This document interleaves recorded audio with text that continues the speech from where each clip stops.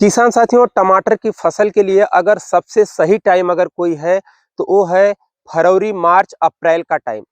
अगर इस टाइम पे आप टमाटर की खेती करते हो तो आपको रिजल्ट काफ़ी अच्छे मिलते हैं, क्योंकि गर्मी के दिनों में टमाटर की फसल पर रोग काफ़ी कम लगते हैं, कीट काफ़ी कम लगते हैं, फल बहुत ही अच्छे आते हैं, बहुत ज़्यादा मुनाफा होता है, मंडी में रेट सबसे अच्छा होता है।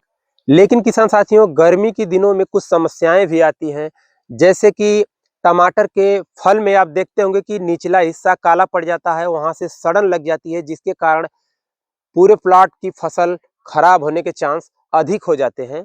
गर्मी के दिनों में कुछ ऐसी वैरायटियां होती हैं जो हाई टेम्परेचर में फूल और फल लगने में पूरी तरह से सक्षम होती हैं, तो इसका जो चयन आपको जरूर सही मायने में करना चाहिए। अगर यहाँ पर आप गलती करते हैं तो आप समस्या में आ जाते हैं। और अगर आपके फल में सड़न आ रही है, काला धब्बा आ रहा है, तो उसका कारण क्या है, कौन सी वजह से ऐसा हो रहा है, इन सारी समस्याओं को आज की वीडियो में पूरा विस्तार से बताने वाले हैं। तो आप वीडियो में शुरू से लेकर लास्ट तक जरूर बने रहिए। नमस्कार किसान साथियों, मैं हूं आपका किसान मित्र गुड्डू चौहान और आप देख रहे हैं हमारा यूट्यूब चैनल न्यू किसान में। स्वागत है आपका। किसान साथियों, सबसे पहले हम बात करेंगे कि टमाटर के लिए नर्सरी कैसे हम तैयार करेंगे और कितने दिन में नर्सरी तैयार हो जाएगी। तो सबसे कम समय में अगर नर्सरी तैयार होती है तो वह फरवरी मार्च के महीने में तैयार होती है। इन दिनों में अगर आप अपने खेत में बेड बना करके हल्की सी गुड़ाई करके नर्सरी अगर डाल देते हैं तो आप यकीन मानिए कि मात्र 20 दिन के अंदर आपके पौधे रुपाई के लिए पूरी तरह से तैयार हो जाएंगे। अगर वहीं आप मार्केट से पौधे खरीद करके लाते हैं तो आपको काफ़ी महंगा पड़ जाता है, और जितने भी बड़े प्लॉट में खेती करने वाले किसान हैं यह कभी भी पौधा मार्केट से लेकर के नहीं आते हैं। ज़्यादातर किसान अपने खेत में बेड बना करके ही नर्सरी डालते हैं। बीज की मात्रा की अगर हम बात करें किसान साथियों, तो आप 70 से 80 ग्राम एक एकड़ के लिए बीज का चयन कर सकते हैं। यानी कि आपको एक एकड़ में 70 से 80 ग्राम टमाटर के बीज की आवश्यकता लग जाती है। मिट्टी की अगर हम बात करें किसान साथियों, तो टमाटर की जो फसल है आप किसी भी मिट्टी में अच्छा उत्पादन ले सकते हैं, अच्छा रिजल्ट ले सकते हैं। खेत तैयार की अगर हम बात करें तो अपने खेत की 2-3 मिट्टी पलटने वाले हल से अच्छी गहरी जुताई जरूर करना चाहिए, और अपने खेत में गोबर की सड़ी हुई खाद 7 से 8 ट्राली प्रति एकड़ के हिसाब से जरूर डालना चाहिए। किसान साथियों, आपके पास वर्मी कंपोस्ट, मुर्गे की खाद है तो उसका भी इस्तेमाल आप कर सकते हैं। 8 से 10 दिन अपने खेत में धूप लग जाने के बाद उसके बाद आप कल्टीवेटर से खेत की 2-3 अच्छी गहरी जुताई करेंगे, जिससे कि आपके खेत की मिट्टी भुरभुरी मुलायम हो जाए और गोबर की जो खाद है पूरे खेत में अच्छी तरह से मिक्स हो जाए। रासायनिक खाद में आप डीएपी 25 से 30 केजी, म्यूरेट ऑफ पोटाश 15 से 20 केजी और 15 केजी यूरिया एक एकड़ में छिटक करके जुताई करवा करके मिट्टी में पूरी तरह से मिक्स करवा लें। अब आपका खेत पौध रोपाई के लिए पूरी तरह से तैयार हो चुका है। किसान साथियों, पौध रोपाई की अगर हम बात करें तो अगर आप ओपन खेत में लगा रहे हैं तो पौधे से पौधे की दूरी आप 2 फीट रखेंगे, और लाइन से लाइन की जो दूरी है उसे भी आप लगभग 2 फीट ही रखेंगे। मल्चिंग पेपर का इस्तेमाल कर सकते हैं, ड्रिप लाइन का इस्तेमाल कर सकते हैं, लेकिन उसमें आपके थोड़े से खर्चे अधिक आ जाएंगे। तो अगर आप ओपन फील्ड में लगाना चाहते हैं तो आप इस विधि से लगा सकते हैं। मल्चिंग ड्रिप विधि का अगर आप इस्तेमाल करना चाहते हैं तो थोड़े से खर्चे आपके अधिक हो जाएंगे। वो भी उनमें भी आप डिस्टेंस यही रखेंगे, लाइन से लाइन की जो दूरी है 2 फीट रखेंगे, और पौधे से पौधे की जो दूरी है उसे आप 2 फीट ही रखेंगे। किसान साथियों, पौध रोपाई के पहले अपने पौधों को उपचारित जरूर कर लें। लगभग 2 ग्राम मैंकोजेब कार्बेंडाजिम को 1 लीटर पानी में घोलकर अपने पौधों की जड़ों को उसमें जरूर डुबो कर रखें। इससे ये होता है कि आपके पौधों के जड़ों में जो फंगस वगैरह के अटैक होते हैं वह बिल्कुल नहीं होते हैं, आप और आपके पौधे 100% लग जाते हैं।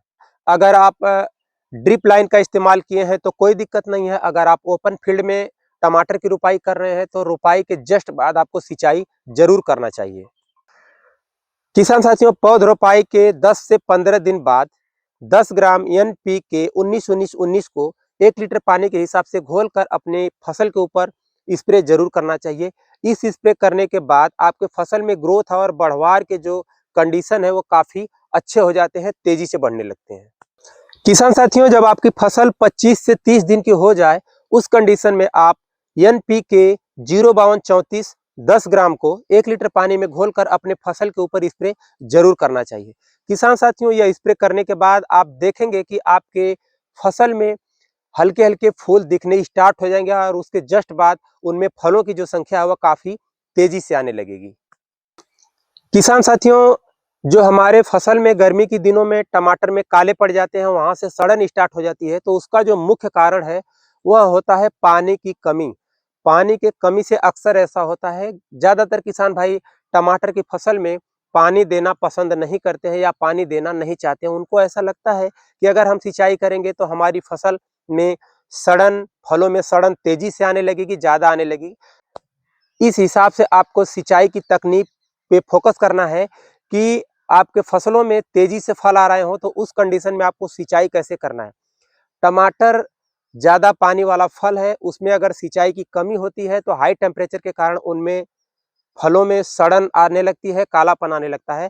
इसके लिए आप किसान साथियों ज्यादातर देखते होंगे कि जो ड्रिप लाइन से की हुई टमाटर की फसल है, उनमें यह समस्या बिल्कुल ना के बराबर आती है, क्योंकि पानी की कमी जब होती है तो यह समस्या होती है और ड्रिप लाइन में लगातार सिंचाई होती रहती है, आसानी से पौधों को पानी मिलता रहता है। तो इसलिए अगर आप ओपन फील्ड में करना चाहते हैं तो सिंचाई की इस तरह से आपको तैयारी करनी है, नाली अच्छी रखनी चाहिए और बेड थोड़े से ऊंचे रखने चाहिए, ताकि आप जब भी सिंचाई करें तो आपके पानी आपके बेड के ऊपर न चढ़ने पाए, आपके फल के ऊपर न लगने पाए। क्योंकि गर्मी के दिनों में या किसी भी दिनों में अगर फल के ऊपर पानी लगते हैं तो सड़न 100% आएगी ही आएगी। इस हिसाब से आपको प्लान पहले करना चाहिए और ये समस्या पानी के कमी के कारण होती है। किसान साथियों, हम बात करेंगे उन वैरायटियों की जो हाई टेम्परेचर में गर्मी में फूल और फल लेने में पूरी तरह से सक्षम होती हैं। और कितनी भी गर्म हवाएं बह रही हो, कितना भी हाई टेम्परेचर हो, लेकिन आप देखेंगे पौधों का कंडीशन काफी अच्छा हरा भरा रहता है और उनमें फूल काफी अधिक मात्रा में दिखेंगे और उसी हिसाब से आपको फल भी अधिक मात्रा में दिखेंगे।